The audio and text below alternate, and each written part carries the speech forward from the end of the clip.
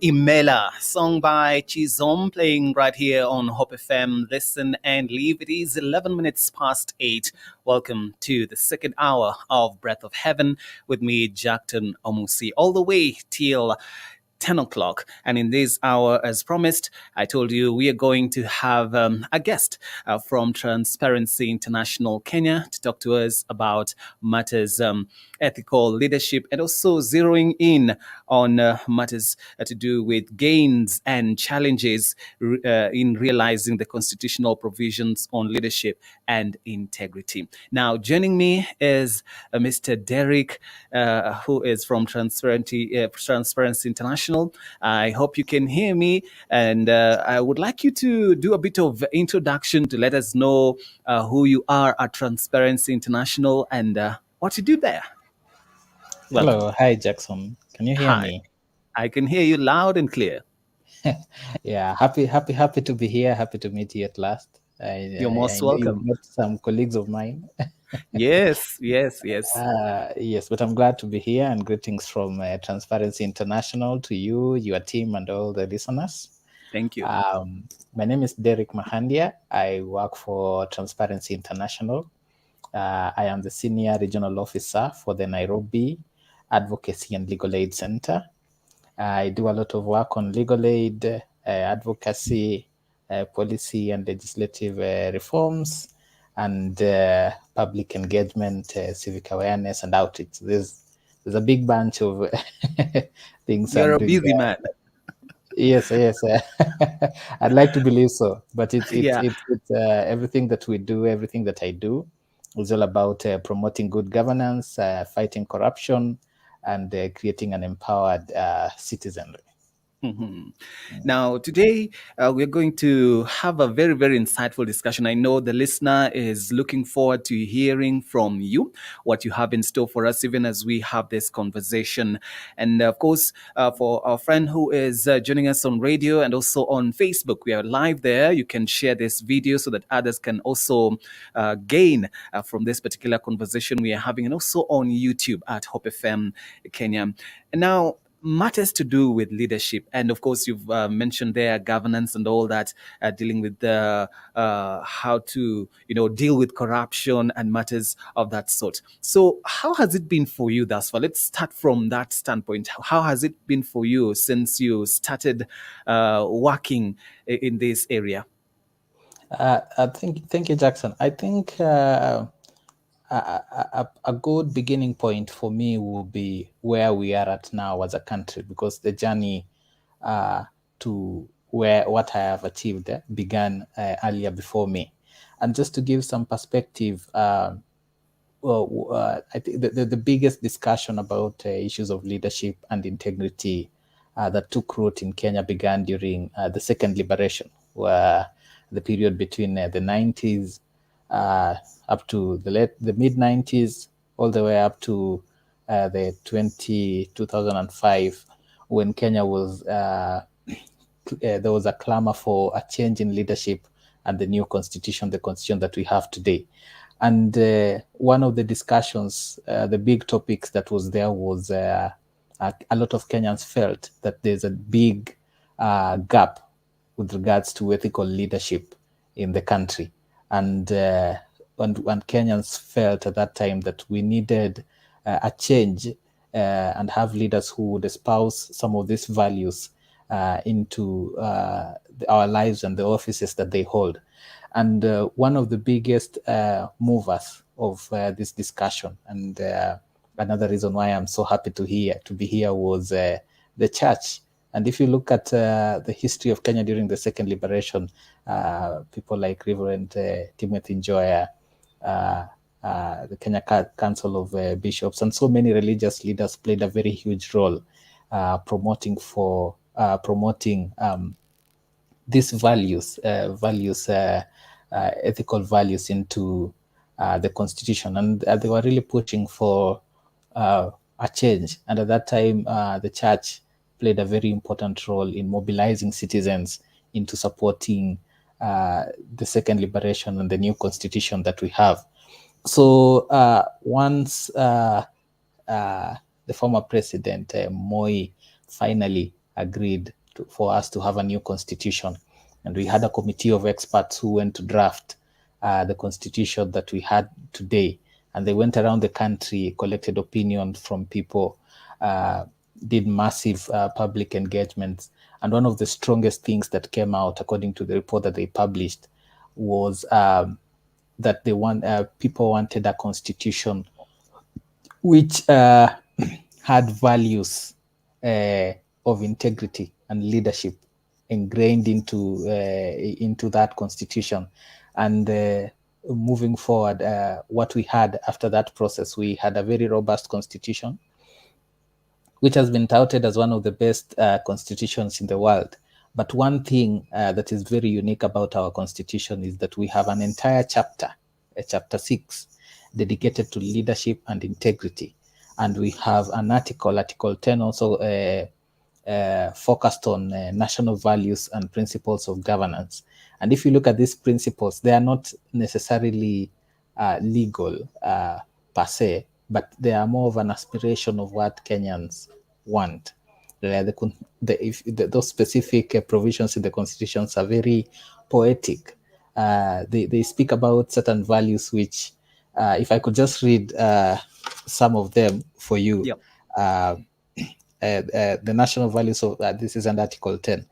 The national values of and principles of governance include patriotism, national unity, sharing, human dignity, social justice, inclusivity, good governance, transparency, accountability, honesty, and such like things. So those are not things you would ideally find in a legal document in a constitution, but because it meant so much for Kenyans at that point, that is why we had to put them into the constitution. So that is, I would ideally say, that is where the journey it did start there, but it really picked momentum when we had the new constitution enacted in 2010.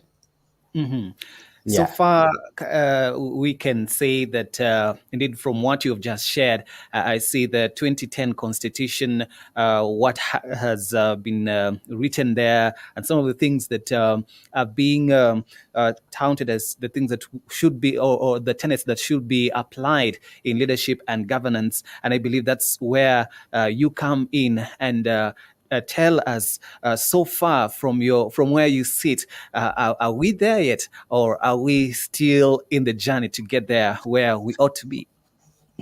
Yeah, I think we are not there yet, but that was a very huge stride, and once we put it there, then a lot of us at that time assumed that everything will go smoothly. But as lawyers say, the constitution is just a document. The implementation of it is another thing. Once you put something down, you can sign a contract with someone, but the truth is in the performance. So the stride was there, but we are not there yet. There are some success stories, but there are also some challenges. A good example of some success, some strides we've made with regards to ethical leadership is uh, in the past, in the recent past, we have seen some leaders who do not espouse these values, who have been found in corruption scandals, being asked by the court to step aside and not to hold office until they are cleared. We've also seen some leaders being impeached because they were found with some scandals and whatnot. We have seen people being removed from office. A good example is the former, a few years ago, we saw the former deputy CJ being removed from office because of some issues. You remember the scandal at a mall, and a lot of people are not happy by how she conducted herself then. So she ended up being removed from office because of certain values in the constitution, human dignity, how you treat other people. So we have gotten some strides. And this is something new because before we had this new constitution, there is almost it's so difficult to point out someone who has been removed from office because of a corruption scandal, or the way they conducted themselves did not fit into these values. So we've had some strides in where we've come from, but we are not there yet because of different things. A good example would be some of the leaders who have questionable issues of integrity and who do not espouse these values still get elected into public office. The elections are coming, and it's good that we are having this conversation now, just before the Yes. elections. The elections are coming. There are people who will present themselves to the electorate with scandals and issues, but some of them will still make it into office. So it's a huge step back into the progress that we've made. There, once these people get into office, some of them will start stealing public funds, engaging in corruption, abuse of office, which will also and they will also make it difficult for us to continue the journey. So it's a mix of both. We are somewhere in between, but we are Mhm. hopeful that as we go on with this constitution, we will get to a proper destination. Now, Mr. Makandi, I'm hearing an issue of challenges still going on with this journey to ensure that we get to that point where we can really, really gain, have ethical leadership, especially in our country. You have shared those instances where leaders were found to be culpable, they were asked to step aside and all that. And we're not seeing them in prison. Some of them are just told to go aside and not doing any kind of restitution. Probably they were involved in taking pieces of land that belong to people, or even resources. Let me put it that way: resources that belong to the people. Why aren't we seeing them pay for what they did, or even be in prison for what they committed? Yeah, I think we have some stories of people who have been taken to prison. A very recent one is, though the case has not been completed yet, there is an appeal. But there was the recent case which involved the current MP for Sirisia, and a former cabinet secretary, uh, who were found guilty of misappropriation of funds, and the court ordered that they pay a fine or go to jail. But that case is still under appeal. There are some examples of some senior civil servants who have been found guilty and have actually been fined, or or have sentences against them. But I agree with you that we don't have so many stories of people being found guilty and being charged, and that is largely because of our criminal justice system and how it operates. Uh, Cases take a very long time to be prosecuted in court, and once they go through the journey, there's always an appeal, there is a further appeal, there is a review. So it can be sometimes it can be a very uh, long journey. But there has been a lot of strides that have already been done. Yes, a good example is recovery of assets. So that while we go to court, some institutions in government are already recovering your asset. You would find, for example, the Ethics and Corruption Commission or the Asset Recovery Agency coming and asking you, Jackson, we know you earn 10,000 shillings per month. How are you driving a Range Rover worth 1 million shillings? And before you answer that, we are going to take these assets of yours. So there's some progress, but it is slow because the fight against corruption is dependent on so many different uh, institutions and process in the justice chain. So you can hack one sector, but then now the process is also dependent on other institutions that take some time. Hmm. I know you as Transparency International, you have come in so strongly, and even I think you're working with EACC and other institutions to ensure that the issue of governance and, of course, leadership embraces that issue of what we've just called ethical leadership. Now, in Kenya, as we have said for the longest time, there are those challenges that have been facing us, not only on the political side. When I hear the word leadership being mentioned, I see it's cutting across from leaders of certain institutions, leaders of course, on a wider scale. And is your mandate only on political leaders or even leaders who are in other spheres of leadership in the country? Our mandate cuts across, and we try to we focus actually on public office, all public office, because we believe the constitution also says that a public office is an office of trust.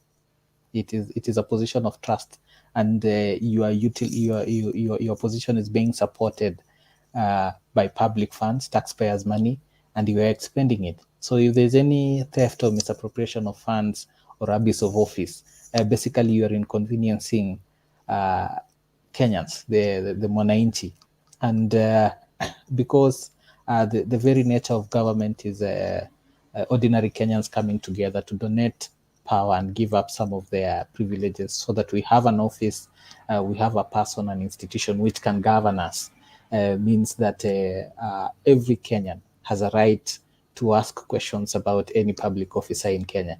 For us, our mandate is any public office in Kenya. The only reason why I may look like I'm talking more about elections is because we are nearing the election calendar, and that is the next big debate. And I hope that once this conversation will be the beginning of many, which will lead to the elections, and we'll stick around until that time. And it is also very important because the most important leaders that we get in this country get into office through elections. Then after that, then we appoint the president, the deputy president, the MPs who play a very important role. Once we have the cream of leadership espouse these ethical values, then it's very easy for us to see the trickle down effect. We will see appointments which flow all the way from the president being reflective of some of these values. We will see courage from citizens to step up in the fight against corruption. If I may just give a very good example, you could remember that when in 2003, when we had the Kibaki government getting into office, and that government was elected with a very strong anti-corruption agenda. During that period, there's a clip that goes around social media these days. There was people, travelers, passengers could step out of matatus and arrest policemen asking for bribes because they felt that the president gave them the authority and espoused those values in them. So once we have the proper leadership, it will even encourage citizens to play a more important role in fighting corruption. So it all comes from the top. Appointive office is also very important, but once we need to clear this problem from the top going down. All right, in case you're joining us right now here on Breath of Heaven, Hope FM, Listen and Leave, we have our guest who is not in studio currently, but he is receiving us from where he is via our connection here online. And we are actually talking about matters to do with leadership and integrity, and of course, looking at the gains and challenges in realizing the constitutional provisions on leadership and integrity. And this is Mr. Derek Mahandia here from Transparency International Kenya. In case you have a question or a comment regarding our conversation tonight, you can go ahead and share with us on 20933 or WhatsApp on 0717 400 555 on Facebook. We are live as well as on YouTube to talk about these matters. Mr. Mahandia, you have extensively been focusing on Chapter 6 of the Constitution, and you're saying that's where your focus is, especially where we are at right now as a country. And do you think, even as we carry on with this conversation, do you think there is goodwill from the people, I mean, citizenry, and from leadership to be able to implement? You said it's one thing to see something has been written in the constitution, but it's another thing to implement. Do you think there is goodwill? Yeah, there's a lot of goodwill from a section of the people, and from the researches that we've done and the conversations we've had with citizens, there feels to be a general consensus that we need to change the situation as it is now. We need better leaders, and we need those principles to reflect among our leaders. So, in that sense, if you talk to the ordinary Kenyan, they will talk. They will talk deeply and passionately about the problem of corruption and the lack of values. Uh, but I think somehow something changes, something snaps during elections, and there seems to be some euphoria during elections that just causes some sense of, I would say, amnesia, and people a lot of citizens forget, and this is especially so because of the kind of people we get into office. Our leaders are a very good reflection of what we believe as a society.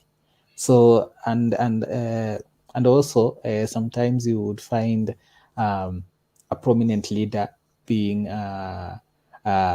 mentioned in a corruption scandal, but you see leaders, people from his community or his area coming together to say mtu wetu anaonewa. So it's a bit mixed, but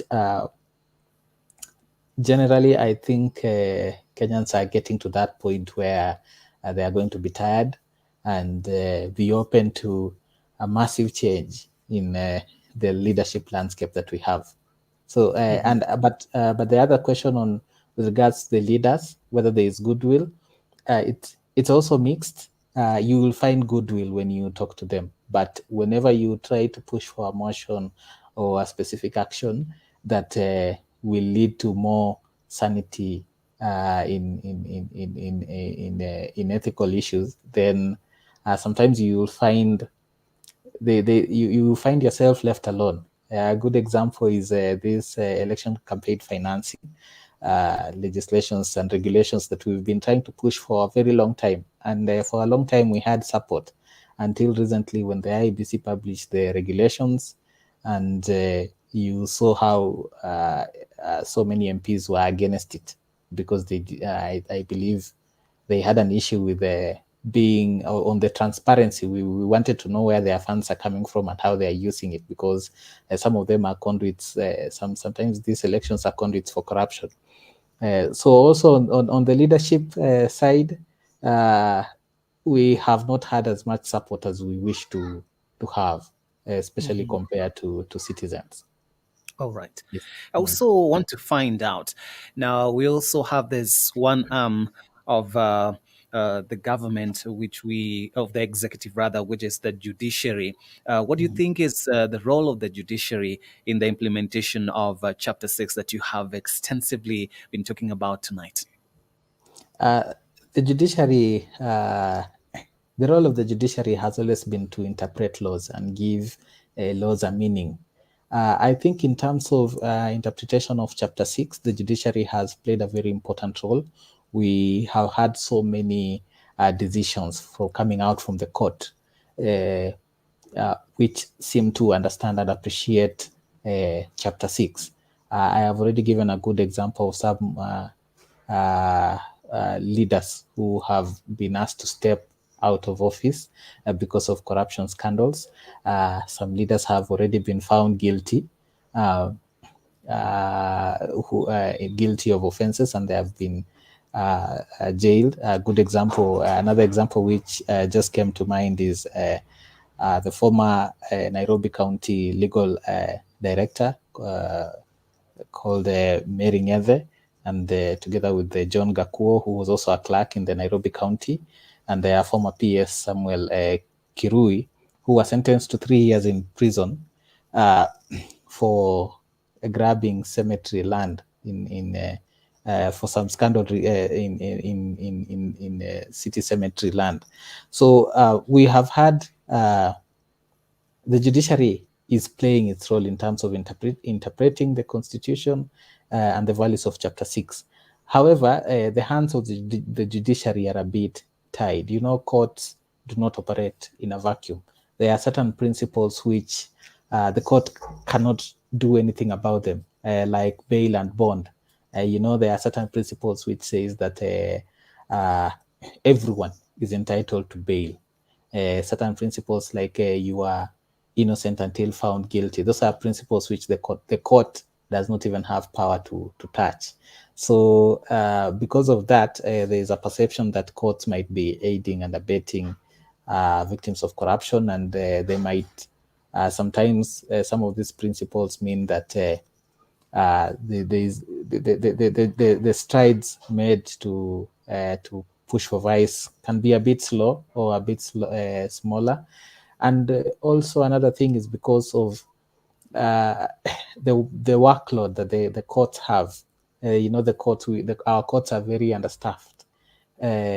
So whenever a magistrate, for example, gets a case on corruption in their desk, and some of us are very passionate about those cases. We want to see those people behind jail, but we forget that that magistrate has another 100 cases also in his or her desk. So it might take a very long time for us to get to see justice. But if you compare the courts that we have now and the courts that we had then, it's a very big stride in how far we have come. But there's still much more that needs to be done. All right. In just a little while, we'll also get to find out from Parliament what do parliamentarians have to do, what's their role, and even common mwananchi, as we had indicated earlier on at the very onset of I think it was the NAC government then, where wananchi were very, very instrumental in this. Let me read a few of the messages that are coming through. Frederick D. Clark, all the way from Buruburu, I see you right there. Wakesho Kililo, I see you as well. John Max from Gilgil, Robert Ndede, and in Violata Favor, Shisiale Slighter joining us tonight on the program. I've also seen Zadili Flowers. Yes, thank you so much for joining us tonight on the program. As I alluded to earlier on, you have an opportunity to ask a question or a comment regarding matters to do with leadership, and we are zeroing in on matters leadership and integrity, ethical leadership in our country. And our guest in tonight is Mr. Derek Mahandia from Transparency International Kenya. Now, we have looked at what the judiciary, what the judiciary's role is and how they have played it so far and some of the challenges they are facing. What about members of parliament, the parliament in and of itself, the August House? What role do they have, especially in ensuring that ethical leadership requirements are implemented? Well, Parliament has three main duties according to the Constitution. Their first duty is to represent, and that involves representing the electorate, the interest of their voters or their constituents in Parliament. The second duty is to oversight, and this is a very important duty in the fight against corruption. To oversight requires them to call the executive or any other institution in to check whenever there are questions with abuse of office involved. So if there is a scandal, maybe there's a scandal in the cabinet, then Parliament oversight role is to call the CS in question or the whoever is in charge in question, including even the president, and ask do their investigation ask very key questions, and sometimes they even have power to remove some of those officers into office. So they have the oversight function there. They need to be our eyes and ears in the executive, because we might not be able to access some of that information. So oversight is a very key function in fighting against corruption. And once we have a strong oversight organ, then it will be more difficult for some of these officials to engage in abuse of office and theft of public funds. They will even be scared because they know they will be called in parliament and really scrutinized. The third and the major role of parliament is to legislate, to pass laws. That is why it's called the legislature. Uh, Under this role, and with regards to the fight against corruption, Parliament is required to pass legislations that assist in the fight against corruptions, and legislations can either prevent or punish. So, some this legislation should be able to put mechanisms where it is difficult for those interested in engaging in graft to engage, uh, checks and balances, and all those processes, and also punish so that whoever is found uh, guilty for corruption vice. You know, when you go to court, the court is also guided by these laws. So if Parliament passes a legislation that says if Derek steals 1 million shillings, then he should be jailed for 1 month or pay a fine of 10,000 shillings. Then basically the hands of court are tied. But if it comes with very strict punitive measures, then the court will also have to apply them as they are. So the third and very basic role of parliament is to pass legislations which will make it harder for people to engage in corruption, and those who are found guilty to get very punitive sentences, which will deter also people from engaging in these vices. Mhm. Yes. Yes, it's a very tough journey, as you can see right there.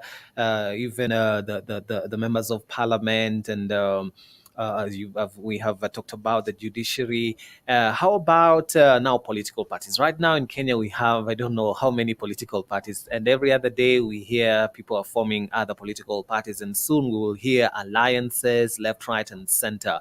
And do political parties have a role in the implementation of this chapter 6 that we've been talking about tonight? Do they have any role? Yes, yes. Political parties have a very uh, big role, because uh, uh, political parties are the most common vehicle into leadership, into electoral leadership. If you want to be the president, or an MCA, or a governor, or an MP, you are more likely to get into that office through a political party as compared to if you go independent. That if you look at the statistics, they point very clearly to that. So before you are a candidate of a political party, you have to be nominated. You have to go through the party nomination process, get a ticket, and then you can vie for that office. So one, political parties can state very clearly that before you get a ticket in my party, in our party, then you have to be a very principled person, and you must be clean. There shouldn't be a shadow of doubt on your character. You shouldn't be having a scandal over your head. If you do, then you go and find your own party. That is one of the things that political parties can do. Make sure that nominated positions are handed out to people who also espouse principles of chapter 6. Then secondly, political parties have a huge lobbying or mobilization power. If you, for those who love politics, could see some of the very some of the very tricky legislations were passed through lobbying. Controversial legislations were passed through lobbying. If you remember the VAT on fuel, there was a lot of lobbying from political parties. So political parties can also be a tool for lobbying and mobilization for greater public oversight and legislation in parliament. Uh, then political parties are also able to mobilize citizens in one way or the other, especially during elections. I think these strong political parties can identify a principle they want to be associated with and values, and also lobby people and their supporters to make sure that whoever they elect, whoever they nominate into those offices, espouse those values. So political parties also have those responsibilities in the fight against graft. Wow. And as I'm getting to hear this from you, I know it is very, very challenging. It's very, very challenging getting there because as we began this conversation, you said, yes, there was where you started from, and you found others who had already, started the journey before, what has to do with the second liberation and all that, and how the church, for example, came in so strongly to ensure that we fight corruption and advocate for leaders who are ethical, leaders who embrace the tenets of integrity. After all has been said and done, I know there are good people, as we said earlier on. There are people who have a goodwill to ensure that those leaders that they elect into office are people who are embracing all these manner of values that we have just shared tonight. And we're still sharing because it is important for us to, even as we get to the election, I know we have less than 12 months and still counting, probably right now, even 11 months, I don't know. And we're still looking at some of these leaders, and we've had in the public domain what some of those leaders have done thus far, and some of the scandals, if you may, that have been associated with them. And still I'm wondering, is there, apart from the political parties, apart from the judiciary, which other institution, or which other institution, I should use that term, institution, can come in to ensure that we vet those leaders that we want to elect into office in the near future?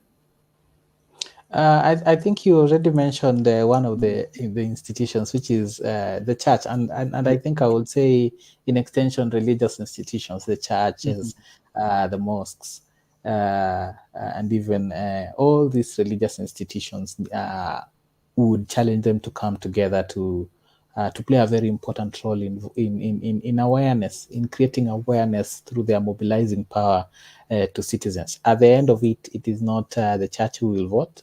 It is not the judiciary who will vote, neither is it NGOs. It is going to be the individual citizen who will cast the vote. And the vote has to be informed. So the church is one of the institutions, religious institutions who have to come together and really preach the gospel of chapter 6 and integrity to the congregants and the people they relate with, so that at the time of the elections, those lessons will be very dear and very deep to the heart of the voter. The other institutions would also be the non-governmental organizations and the CSOs, the civil society organizations, and basically us as Transparency International and other CSOs. We also have a duty to create awareness, push for legislations and policy changes, and uh, mostly just talk to the citizens about these values. The media also has a role to be objective and proactive in giving citizens and listeners and the audiences very objective and truthful information. This show that we are doing, and thank you for hosting us and being part of this movement. You're also playing a very important role in this fight against corruption. The voter, the citizen, the common citizen, you as an individual, you also have the duty to make a very informed decision at the ballot box. So it's a collective responsibility that all drives towards the individual voter. If we want change in Kenya, the only way that we can have a massive change in Kenya is if we have a massive change in how in how citizens perceive politics, power, and leadership. Once we are able to get to that point where we have a critical mass of Kenyans who believe that enough is enough and we need to change what we have today, then at that point we will be able to achieve so many goals that we want and to fight for this to fight against this vice. But realizing getting to that critical mass is only possible when we have institutions which are able to lobby and mobilize huge numbers of citizens and change the way people think. So it's the media, the church, NGOs, and finally the individual person that has a role to play. That list is not exhaustive, but I think those are the most important institutions in that journey. As Transparency International, I know the challenges have been there. You have mentioned some as we were carrying on with the conversation. Probably you can mention more of the challenges that you've been facing, and then we conclude by looking at now how Transparency International has come in to intervene to ensure that we get there. At least we have that goodwill. We want to get there. We want to have leaders of integrity. We want leaders who espouse the tenets of Chapter 6 of the Constitution. You could share with us some of those challenges that we didn't mention, and then we carry on to see what Transparency International is doing to intervene in this. What one of the biggest challenges that we have is the culture of impunity among our leaders, and that feeling that they are in positions of power, so they are above the law. There is nothing that can be done to them. So that is a very deep culture that we have, and whenever a good number of our leaders do not believe in servant leadership. They carry themselves as overlords. So they feel like they are there as a right, and they should be able to do anything and everything without repercussion. So that very strong culture of impunity, both in leadership and in civil service. In fact, there's a saying that these days the civil service is no longer civil, and they are no longer serving. Yeah, so that is that culture of impunity. Um, Another challenge is disregard to court orders and the rule of law generally. So many times the court has issued orders, but we've seen our leaders disrespecting those orders, knowing that nothing can be done to them, and basically the rule of law, doing actions which do not uh, meet the standards of the law. So that is another big thing. Then we also don't have goodwill from our leaders in the fight against corruption and promoting good ethics. So many times we thought we had them in the journey, only to get near the crossing line and we found ourselves alone. Then we also have our laws are not punitive enough in many ways. You would find a good example I gave. I have been found in a corruption case. I have stolen 20 million. I am fined 5 million, which doesn't really make sense. So that is another challenge we have with regards to our laws. Then our very slow process in resolving criminal issues. Cases in court take a very long time. There are cases which have even taken more than 20 years. The golden bag matter since it began has not completed its journey up to today. So those people who benefited from it, some of them could still be enjoying the benefits. And then the last, I would say, it's the citizens in one way or the other. Kenyans have this attitude and this saying that bora uhai. So it's sort of apathy, as I knew Sumimi, as if there are funds being stolen in the Ministry of Education, why should I be bothered? So there is also that apathy and hopelessness that Kenyans have, which has been one of the challenges whenever we try to mobilize them to play a more active role, and that fight is just not there. So I would say those are some of the challenges that we uh, are experiencing right now. Now, Mr. Makhandi, even as we conclude, probably you could now tell us, you as Transparency International Kenya, we really, really acknowledge what you're doing and we want to say kudos to you. What are some of the interventions that you've had so far or you're still looking into to ensure that we have those kind of leaders, those who are embracing ethical values in the society? Uh, we do so much as TI Kenya, but we only do as much as we are able to do. Uh, one of the things that we do is knowledge creation, and this is basically doing research, uh, producing research works or knowledge or data, which can really help in the fight against corruption. There are so many researches and reports that we issue. Recently, we did one on citizens, a survey on citizens' perceptions on ethical leadership, so that we can be able to understand the perceptions of citizens and come up with programs which address those challenges. We also do an annual report on bribery on bribery index.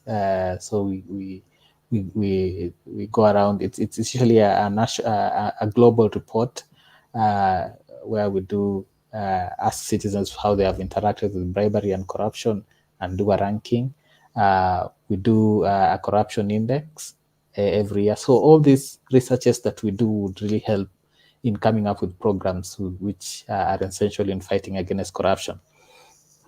We also try as much as possible to promote ethical values in decision making in Kenya. We have on so many occasions gone to court to try to push for some interpretation that we believe is right. We have challenged legislations which we believe are unconstitutional and do not espouse these values, and sometimes even appointments. So we have been involved in jurisprudence building and litigation and court action to push for leadership and integrity. We've also worked very closely with institutions which are mandated to fight against corruption, in supporting them to build their capacity to be able to respond to some of these issues. We work with the ESCC, DPP, the National Police Service, and so many institutions. And our engagement with them is just so that they can be better to fight, can boost their capacity in the fight against corruption. Uh, we also work greatly with citizens through creating awareness. You find us at the grassroots levels talking to citizens about these pertinent issues of Chapter 6, democracy, the Constitution, and so many things, so that we can be able to, an informed citizenry can engage better. So by creating awareness directly to the citizens, we are able to push to at least create some change in the decisions they make and how they engage with government. We also vet public. We have vetting tools where we engage citizens we profile. This is something that we did during the last elections, where we profiled candidates, we vetted them, and did a profile of candidates who had integrity issues, and we basically decampaigned them. So if Jackson, we find that you stole some funds while you work in the government office and you want to vie for office, we will come there and tell citizens that this gentleman has some issues which are unresolved. We have vetted him and we think that he should not be qualified for office. We go to ESCC, I mean IBC, and we tell them please do not clear this gentleman. We talk to parties. So we profile you, we do a proper vetting and try to at least stop you from getting into office in whichever legal way that we are able to. So, and we also collaborate with other institutions to ensure that these values are in place. Institutions in government, out of government, the media, and all these institutions. And basically, anyone who wants to partner with us, could be a small institution, could be an individual, can always reach out and we will engage with them. Mhm. Yes, and this has been a very, very insightful conversation. I must say, wish we had more time. I think you will organize for another one so that we can continue with this conversation. It's very, very interesting, and it's for the benefit of the nation to ensure that we have the leaders that we so pray for as a Christian media house. We know that that is our desire. Every other time we pray, we want to pray for leaders who honor God, and those who, in all their endeavors, they will ensure that that is their principle. Now, before you give your parting shot, I'd like to acknowledge a gentleman by the name of E.K. Birech, who said that we say hi to Mr. Derek, and also a number of other friends who are tuned in, the likes of Carol Giadi, MC Maina from Kangema, Josephine Simiu. Thank you so much. I'll be reading more of your messages even in the next hour. But right now, Mr. Mahandia, just your concluding thoughts. Then you can tell us how one can reach out to you, probably through social media or other means that are available to the public, so that one who desires to have a conversation with you and to work, to collaborate with you, can know how to do so. So you're welcome to do so. Okay. First of all, I have received the greetings and thank you for tuning in. Uh, a parting shot with me, for me, would be, and this is something that I have mentioned severally. Uh, Kenya lacks a strong moral ethos. Kenya lacks a strong ethos, and ethos basically is a strong belief and on what is right and inclination to do whatever is right when no one is watching. In some countries that you go to, uh, for example, Rwanda, people say Rwanda is very clean, and those who have been there know that it is actually very clean. True. And Japan is also a very clean country, and there's a common practice there. Whenever they go to watch matches, whenever they go to a stadium, every time the match is complete, uh, the audience, the spectators usually pick litter from their stadia. That is because they have a very strong culture of cleanliness. They have a very strong ethos. But in Kenya, every morning there are tons of dirt removed from the CBD in the morning. You go to town very early in the morning. There are people cleaning the town. Uh, by the time it's evening, it's very dirty, and littering is just one of the lack of ethos that that Kenyans portray when no one is watching. And if you go to these countries and if you go to Rwanda and you ask them, how comes there is no that? Even in the rural areas, it's a very clean town. They will tell you that we just don't litter. It's just not our thing. Even if no one is watching it, it's just not our thing. And if you are a visitor and you happen to litter, they will report you, or basically someone will stop you and ask you what the hell are you doing. So that strong ethos is what really lacks in Kenya. And my parting shot will be to all of us listening and to all of us who can make a difference, to try as much as possible to push for an ethos. Once we have a strong ethos, everything else will fall in place. If I believe in these values of leadership and integrity, and which are very strong values also in the church, yeah, and in the Bible, these are values which reflect in our religious lives. If I really believe in those values, then I will not, my heart will not allow me to vote for someone who is scandalous and who uh, does not espouse the values that I believe in, even if they are subjected to uh, an election. I will just look and say, no, this one, no, I will not do it. It's just not in me. So that is that will be my parting shot, that we try as much as possible as Kenyans to change our ethos and to change the people around us. Uh, Transparency International, we are on social media. That is one of our most, I would say, accessible platforms.